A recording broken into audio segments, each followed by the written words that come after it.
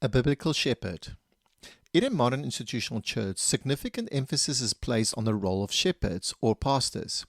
However, in Ephesians chapter 4, verse 11, we see that pastors are not elevated above apostles, prophets, evangelists, and teachers. All these roles are equally vital for equipping the church members to carry out the work of ministry, as explained in verse 12 to verse 16. Furthermore, Acts chapter 20 verse 28 and 1 Peter chapter 5 verse 1 to 2 reveals that shepherding was typically the responsibility of elders within the church. This raises the question, how should the role of shepherd function within the church? In Ezekiel chapter 34 verse 1 to 10, God rebukes the shepherds of Israel for exploiting the flock.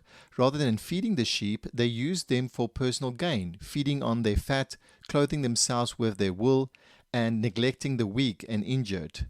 They failed to seek out the lost, heal the broken, and strengthen the sick.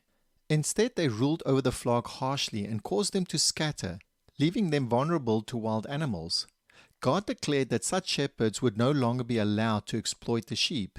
He promised to rescue his flock and ensure they would no longer prey to these unfaithful shepherds.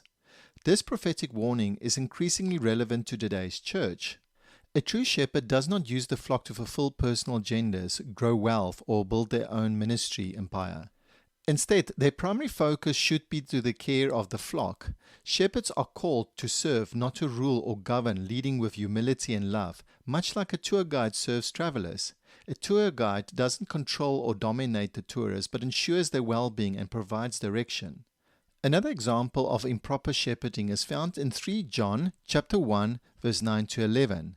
Where John rebukes Diotrephes, an elder who sought preeminence within the church. Diotrephes dictated who could or could not be accepted in the church and even cast out those who disagreed with him.